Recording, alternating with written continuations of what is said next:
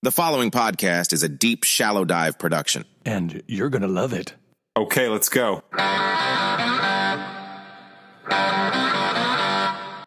What up, Thursday? How the hell are ya? Hope well. Anyway, what's cracking, everybody? I hope everybody is having a good week and a little bit of an exciting day for me. I'm doing my first interview on someone else's podcast, actually, to talk about the book. You know, I've had a few people ask me, really over the past couple months, they were like, hey, what's the deal with this book? Like, why do you want to write a book? Or why are you writing a book, I should say? Or why did you write a book? Because it's done. Man, that was a funny little progression right there.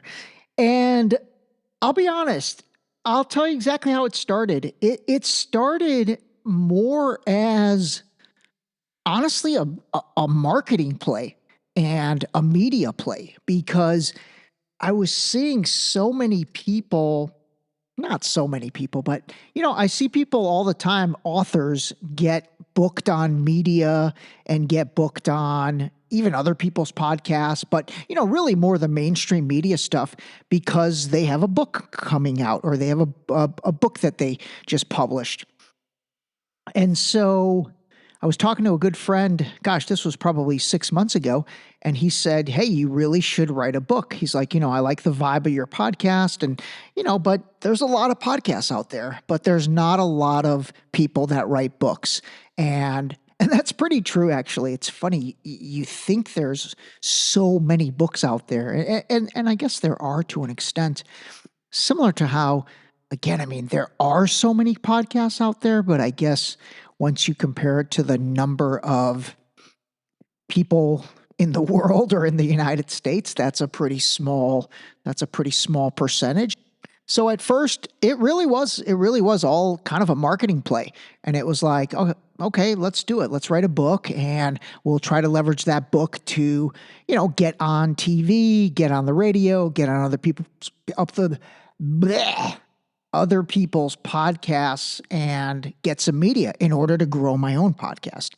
And that's how it kind of originated. You know, that was the impetus behind the idea.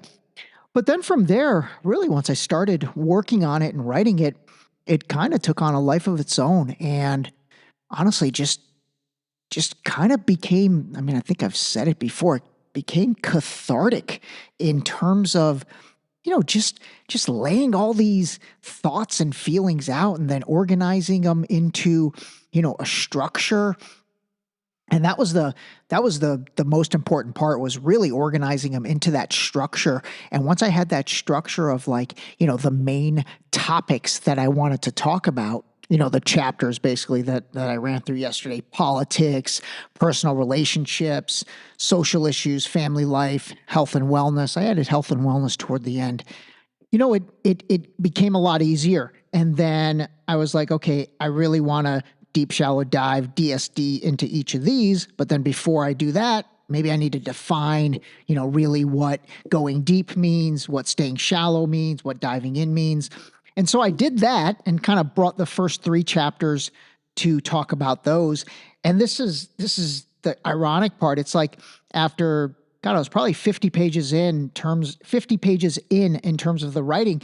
And then that's when these pillars kind of started kind of just coming to me. Like everything seemed to, I kept on using the word authenticity so much and using the word resilience so much and really using the word empathy most of all, because, man, I really have gravitated toward that concept big time. And I don't know, one day I was like, oh man, you know what? I need to redo all this and I need to really couch everything under a deep, shallow dive, but then also show how it relates to, you know, these 4 pillars that I really feel passionate about. I really do. You know, self-awareness. I think that's such a big one. That's such a big quality. You know, people that have self-awareness and really have an understanding of humanity because of their self-awareness. I don't know. I just find those people highly enlightened and I find they have empathy. They have empathy for other human beings, and I gravitate to people like that. And then they're resilient, because they really are. It's like when you don't take yourself too seriously and you're empathetic toward other people, you become much more resilient. And a lot of that is because you develop your own confidence. You really develop your own confidence.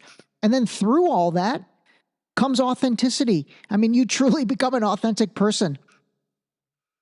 That's pretty funny. I just really spit that out right now. I didn't even, that was not rehearsed at all. And I wasn't even going to bring this all up, but that just goes to show you how those four things really play into each other. And I definitely plan on trying to apply those four pillars to more things we talk about, along with obviously the concept of deep, shallow diving and just making it so we understand things. That's the whole big thing. And I'll tell you right now, it really applies to this, this government bill that we talked about yesterday, the $98 billion that really got passed through yesterday I said crafty.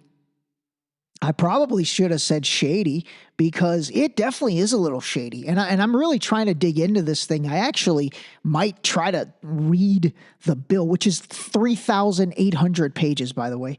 I don't think I'm going to read all that, but I'm seeing if I can, actually, this is funny. I'm seeing if I can get a digital copy it in chunks, because I don't think you can do it all at once, and then take it into ChatGPT and ask ChatGPT for a dumbed down summary and see what it says. That'll be interesting. I'll let you know about that.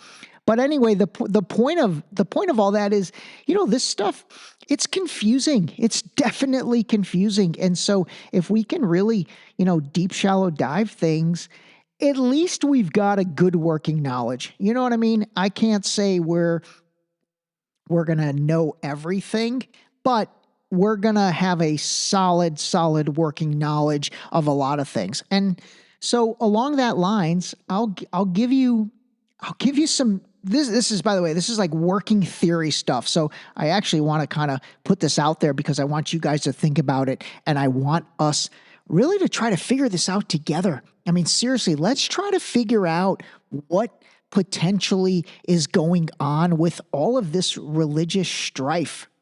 And then how does the religious strife play into the political strife? Okay? We recognize Israel's right to protect itself. We reject the policy and the practice of Netanyahu. Terrible. All right, let's see how good you are. Did you recognize the voice? Okay, that was none other than Nancy Pelosi. So I want to point something out. Listen to what she says. She no longer says right to defend themselves. She says Israel's right to protect itself. Listen to this again. We recognize Israel's right to protect itself. We reject the policy and the practice of Netanyahu. Terrible.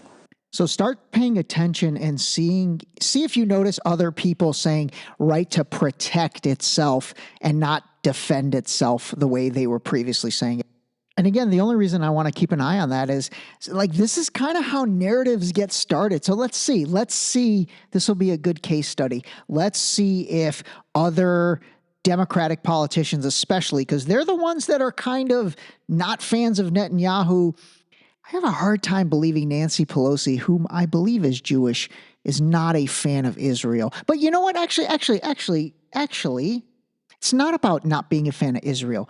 It's Netanyahu, because that is the right extreme side, and Nancy Pelosi obviously is on the left liberal side. So she probably is a fan of Israel. She's just not a fan of the right extremist side of Netanyahu, which in her eyes mirrors the right extremist side of Trump. What could be worse than what he has done in response? First of all, the exposure. See, his intelligence person resigned. He should resign. He's ultimately responsible for it. Is he a block to peace, Benjamin Netanyahu? Well, he has been for years. I don't know whether he's afraid of peace, incapable of peace, or just doesn't want peace. But he has been an obstacle to the two-state solution. I emphasize the word solution. I love that. She's literally like, okay, if you don't realize what I'm trying to explain to you. I emphasize the word solution. Anyway, I found that interesting. I mean, again, Nancy Pelosi, she's got power. She does. She's got a lot of clout. And so for her to basically, I mean, that's pretty boisterous. And that is pretty bold against Netanyahu. So I found that interesting. And so here's my working theory with this, and I'm going to play a couple more things for you. So my working theory is right now what is taking place and probably has been in place for decades, but it's really coming to the forefront now is there is an intersection of politics with religion, okay?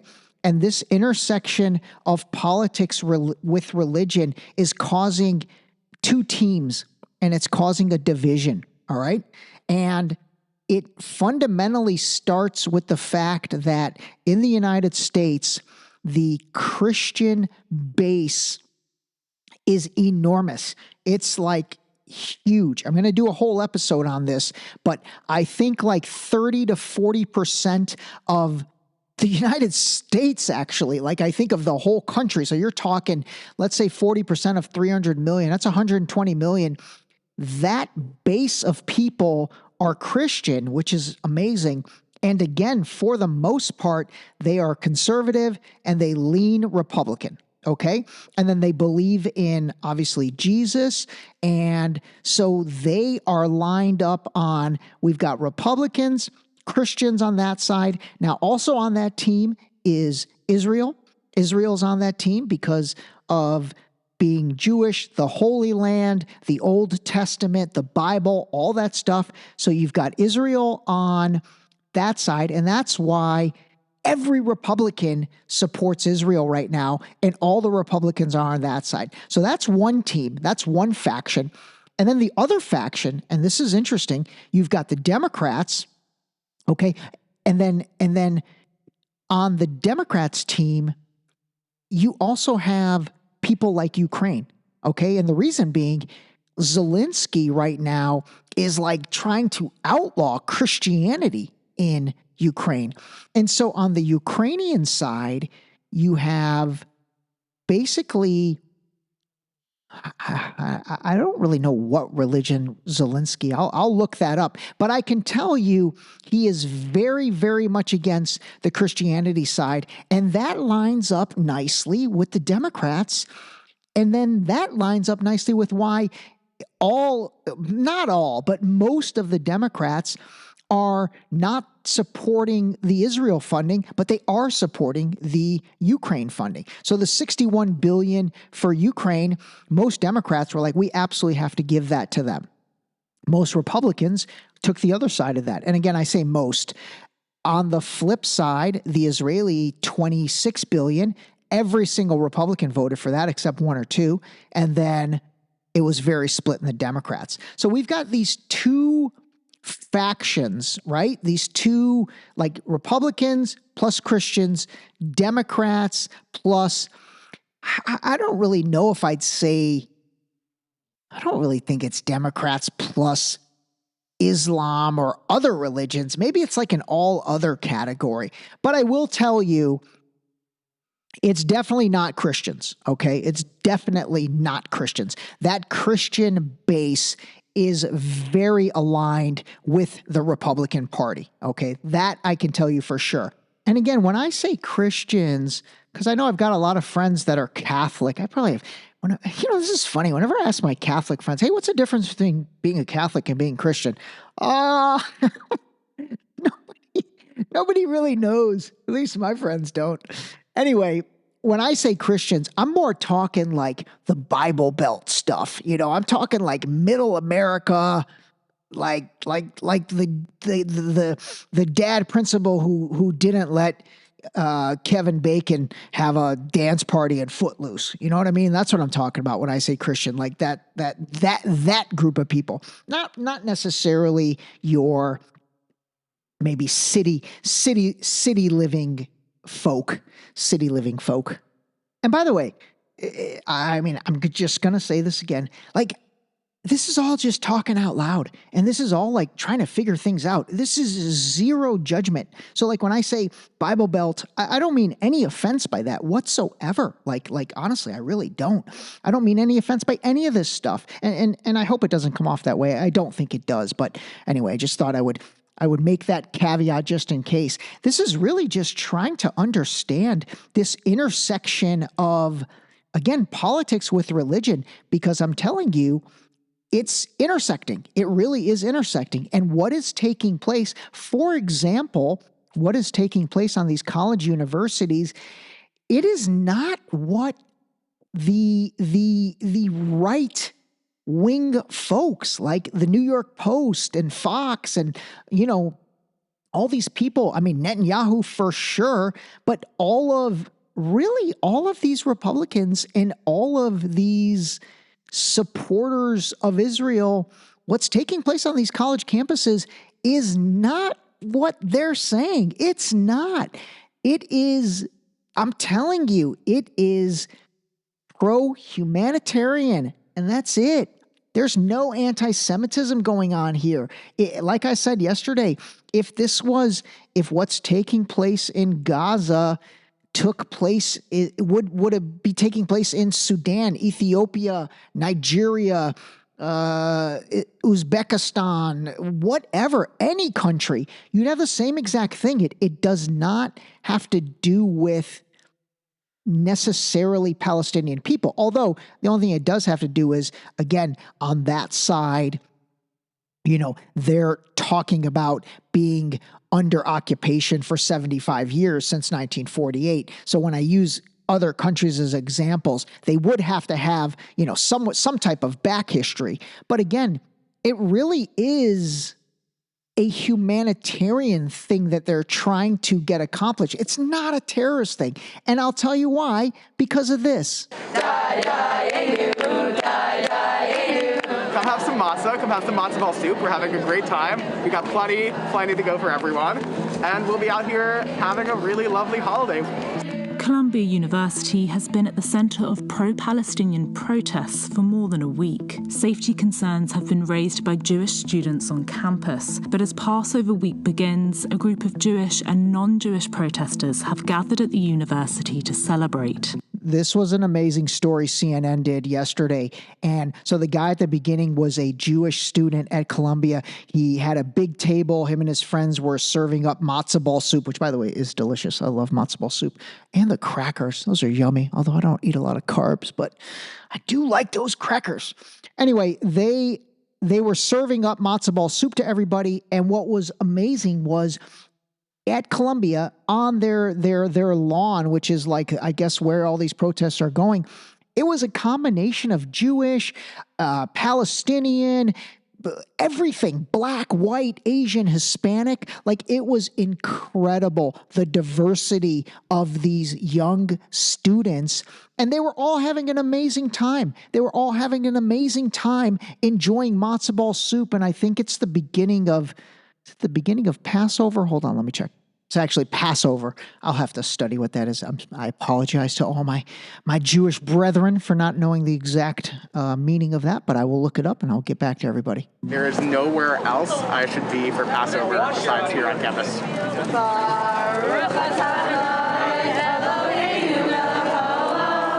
Passover is the story of our escape from slavery in the land of Egypt. And I think we need to recognize that on Passover, it's important to stand up for oppressed people everywhere, whether they're Jewish or not. Oh, there you go. That young man saved me like 20 minutes of research. So this is seriously amazing. Like, this video is so, I love it, because it's these young kids that are every nationality and ethnicity. And again, the most important is you've got Palestinian, Islamic people, along with the Jewish people, breaking bread together, literally breaking bread together on the lawn of Columbia.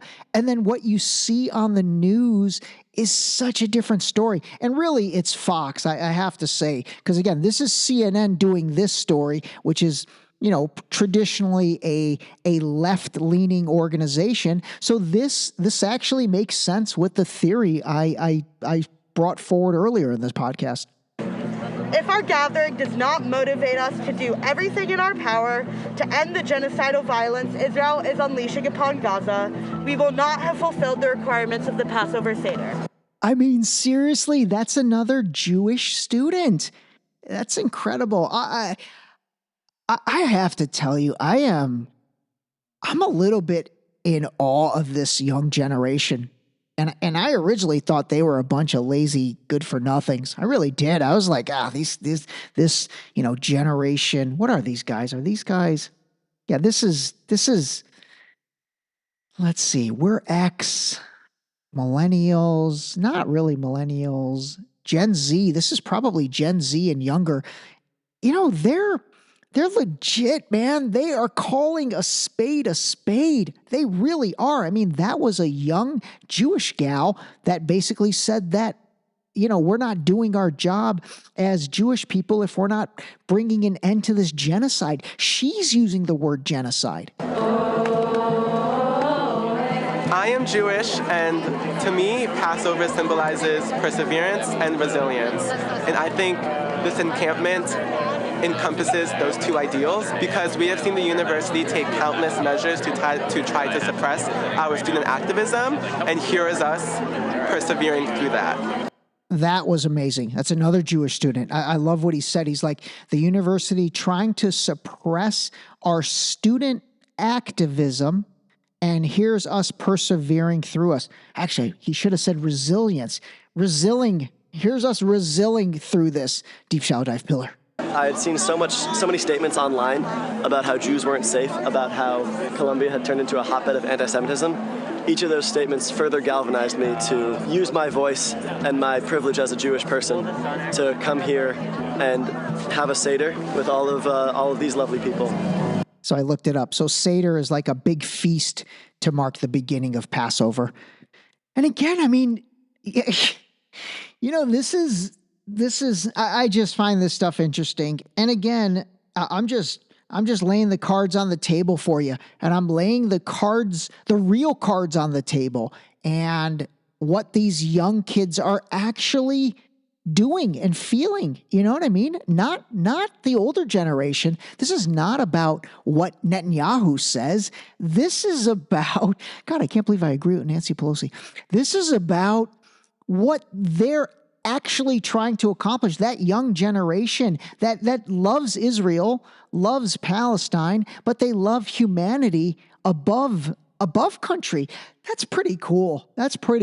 I mean, honestly, like, you really have to respect, what they're doing and how they're thinking about it. Because again, they're calling balls and strikes, they're calling a spade a spade. I'm part of a really proud legacy of progressive Jewish activists who have participated in things like the civil rights movement or the anti-apartheid movement in the 80s, where it's so important to us to transcend the barriers of race, class, ethnicity, religion. And that's what's happening here today. And there's a lot of joy here, I think, really for the first time on campus in months. These kids are sharp, man. I mean, listen to what she said. Transcend the barriers of race, class, ethnicity, and religion. That's amazing. We all should transcend those barriers because, again, we're all cut from the same cloth. We all hoop purple when we drink beet juice, which you better have done to test your digestive system. There were also many non-Jewish students who joined the Seder, and we're a little bit hesitant about whether they should eat matzah or not. We told them it was okay, you can try some matzah. It was really a beautiful thing to see in the middle of the pro-Palestinian encampment. I mean, that's insane. They're enjoying matzah in the middle of the pro-Palestinian encampment on campus, collectively all together. I love that. And I'm going to try and find some more information on that. Man, I need to try and see if I can get somebody on the podcast that's there. That'd be cool. All right, I'm going to work on that. Anyway, that's it, everybody. Call a spade a spade. I hope this was an interesting episode. Again, I just want to be clear about this. I am definitely not now, not ever trying to influence or guide you in any type of opinion. I'm seriously just laying it out for you. And, you decide what you think. And the only thing I'd say is, don't be afraid to think what you think, and whatever that may be. If you and I are in agreement on something, fantastic. If you and I are not in agreement on something, fantastic. I'm not saying don't be afraid with me. I'm saying in general, don't be afraid. Because again, what we're battling right now is we are battling what narratives mainstream media wants you to go along with. And the courage comes when you go with what you believe in. And again, if you're someone on the right side of things, and let's say you don't agree with what the right is doing, that's amazing. If you're someone on the left and you don't agree with what the left side is doing, and I'll give you perfect examples. If you're on the right and you're not really into funding Israel in this war anymore and in the killing of the innocent Palestinian people, now that we're 6 months into this, and you're a right person, Republican, right as in the right side, then stick to your guns on that. Don't worry if your entire party is the other way. And then on the left Democrat side, if you're not into funding Ukraine, another $62 billion, then stick to your guns on that, and don't be afraid of being on the other side of that. All right, that's it. I'm out. Ray D, everybody call a spade a spade. The ending was terrific. This episode was brought to you by the new book, Deep Shallow Dive Into You, available now on Amazon in hardcover, paperback, as well as via Kindle. Pick up your copy today of Deep Shallow Dive Into You, a guide to having a more authentic relationship with yourself. Turns out it is indeed true. Bro wrote a book.